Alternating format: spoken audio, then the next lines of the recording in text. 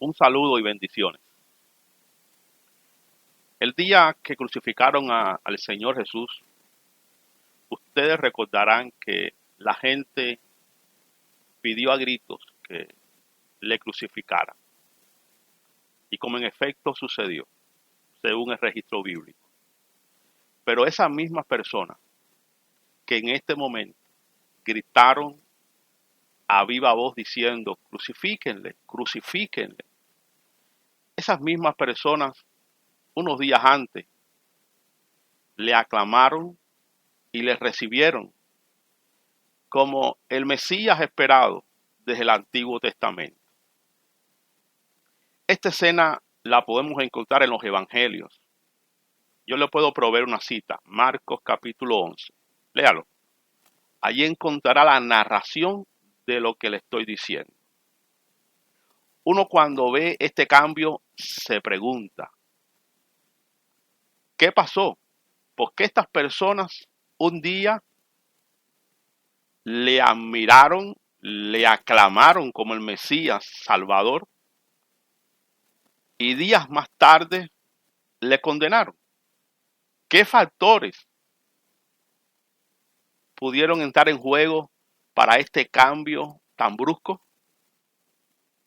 Además, ¿qué lecciones teológicas podemos sacar de esta situación? En el video de hoy quiero abordar este tema, porque una lectura superficial no nos hace o no nos permite percatarnos de esto.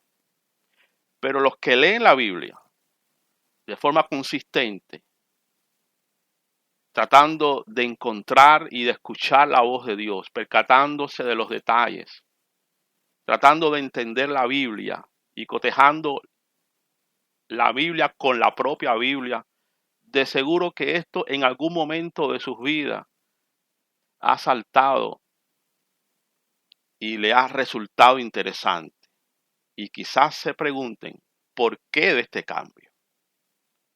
Lo primero es que tenemos que tener en cuenta que estas personas tenían una expectativa sobre el Mesías, pero una expectativa errónea. Muchos judíos en el tiempo de Jesús esperaban que el Mesías, el Salvador, el Cristo de Dios, fuera un líder militar que los liberara del imperio romano, del yugo de Roma, del poder del imperio dominante en aquel entonces. Sin embargo, cuando Jesús no se mostró como ese líder que ellos esperaban y que iniciaría una revuelta y una sublevación para oponerse y derrocar al imperio romano, muchos se sintieron decepcionados porque tenían una expectativa errónea sobre el Mesías. Cabe también señalar que los líderes religiosos de la época también manipularon a las multitudes. En los días postreros a la entrada triunfal, vuelvo y repito, narración que encontramos en Marcos capítulo 11, verso del 1 al 11, y en las otras citas paralelas que encontramos allí en los evangelios. Jesús confrontó directamente a los líderes religiosos, como lo hizo durante todo su ministerio terrenal. Denunció su corrupción, denunció el pecado que se hacía en el templo y fuera del templo, criticó la hipocresía de los saduceos, de los fariseos, en fin. Toda esta oposición de Jesús a la hipocresía y al pecado de los que deberían o debieron de portarse de una manera más digna, provocó la ira de estas personas. Y comenzaron, según la propia Biblia, comenzaron a buscar la manera de desacreditarlo y hacer que la gente se volviera contra el Señor. también tenemos que tener en cuenta que lo que Jesús enfrentó, su muerte, su aflicción, su sufrimiento, era cumplimiento profético. Desde una perspectiva bíblica, este cambio de actitud de las personas en Jerusalén y la condena que ellos más tarde se ejecutaron contra el Señor Jesucristo, era plan de Dios. Según las profecías del Antiguo Testamento, el Mesías debía sufrir y ser rechazado. Este rechazo y este sufrimiento y su muerte cumplía el propósito redentor de Dios. Él iba a redimir. De hecho, Él redimió. Su muerte trajo redención para todo aquel que cree. Y es un hecho, pero no sin sufrimiento.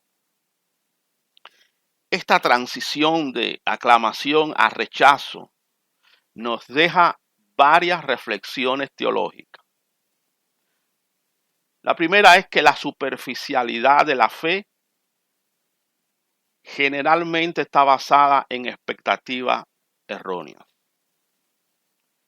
Cuando Jesús demostró que su misión era espiritual y no política como ellos esperaban, le rechazaron y aquellas personas se decepcionaron.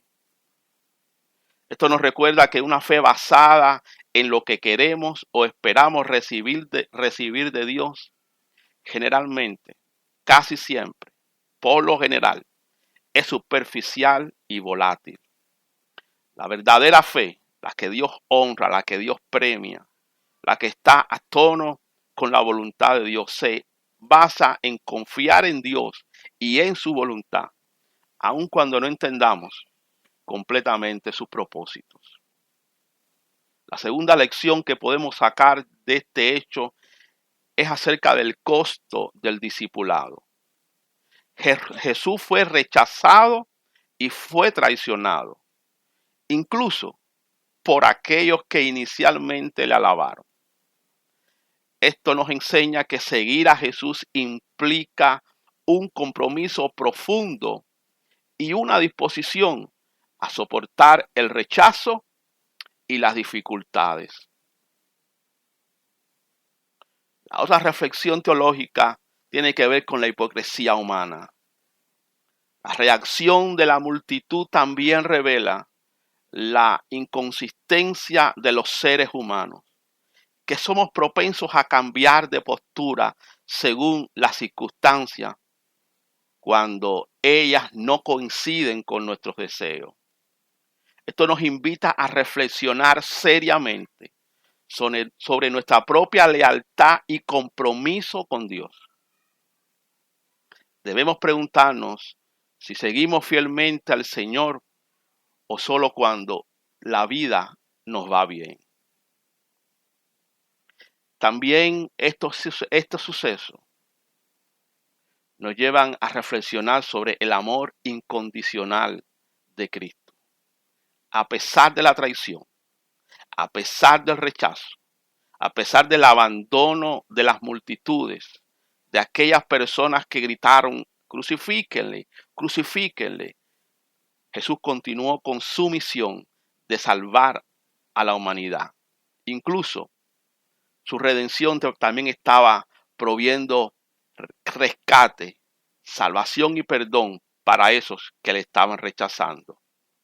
Este acto de amor incondicional nos muestra la naturaleza del amor de Dios, que es fiel y constante, independientemente de nuestra respuesta para Él.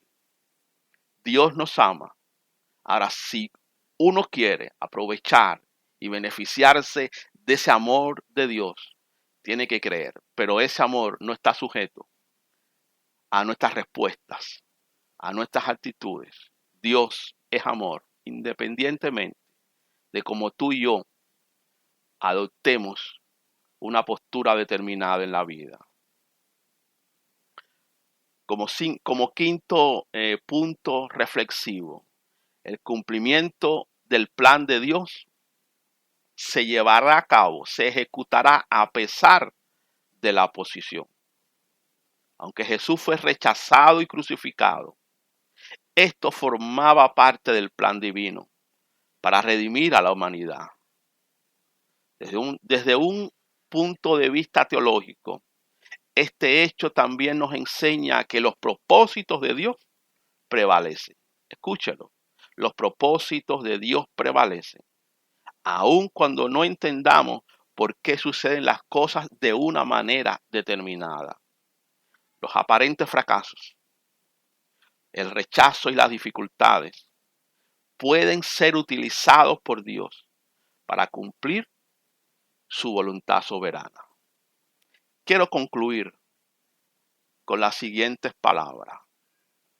Estas lecciones teológicas, estas reflexiones teológicas que acabo de compartir, que se extraen de este contraste tan marcado entre la aclamación inicial de esta multitud en Jerusalén y el rechazo que más tarde manifestó, nos invita a vivir una vida de fe genuina, una vida de fe comprometida, a reflejar el amor y el perdón de Dios en nuestras vidas para que el mundo crea. Dios te bendiga y gracias por seguir este canal de Cristianismo Vertical.